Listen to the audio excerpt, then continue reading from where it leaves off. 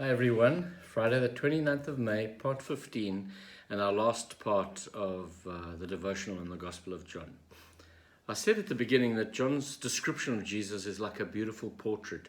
It's in the form of a picture of somebody he loved and shared 3 years of his life with.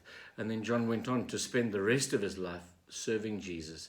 So this description is very, very rich and very full of personal detail. But I hope that in reading it and following these devotionals, you've filled in your own color to this portrait and that this picture has come to life for you. Looking back, it's worth remembering what we've covered in our time in reading John. So I'll do a quick summary. We started with who is Jesus and came to the conclusion that Jesus is God and that this is the banner headline of the book of John. Jesus is God. And we looked at Jesus' identity and the fact that this is the overriding theme in John. Everything is built in John around the fact that Jesus is who he claimed to be, and not just claimed to be, but proved to be through his very actions. He proved it through fulfilling prophecy, through incredible signs and wonders, and ultimately through conquering death, rising from the dead after his crucifixion. And I concluded that we are generally left with three main opinions about Jesus. Yes, he's God. No, he isn't God. Or actually, I'm not so sure. So that led us to a question.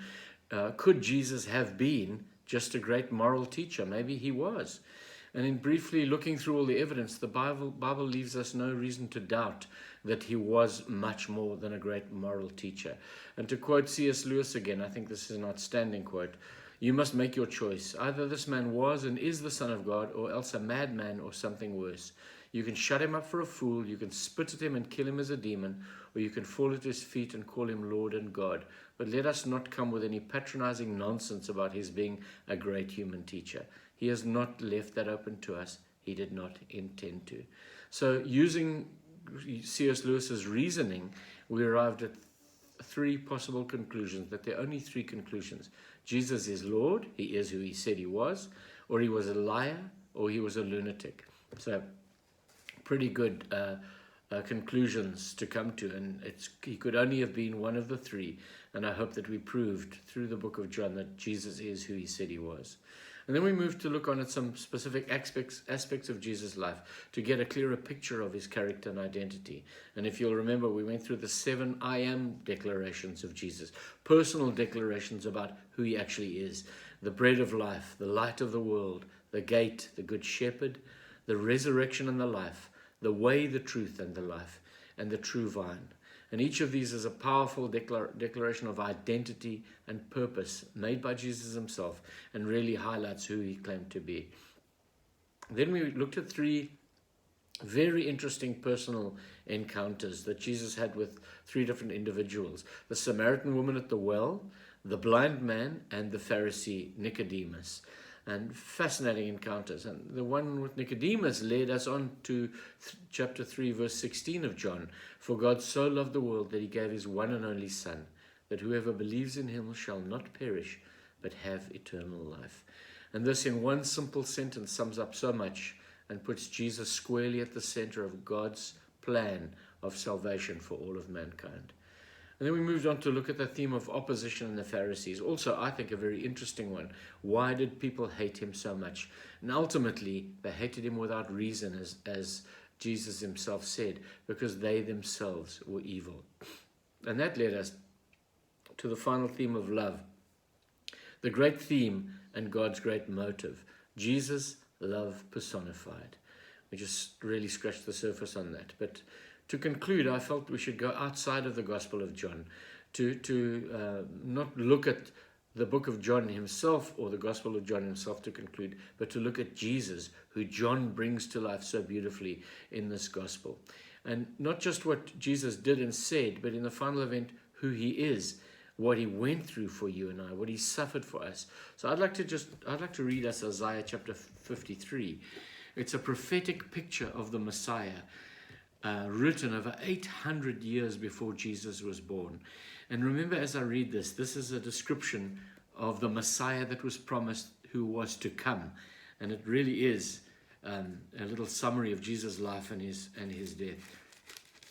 "Who has believed our message, and to whom has the arm of the Lord been revealed? He grew up before him like a tender shoot and like a root out of dry ground. He had no beauty or majesty to attract us to him, nothing in his appearance that we should desire him.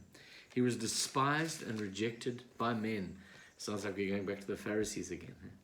A man of sorrows and familiar with suffering, like one from whom men hid their faces.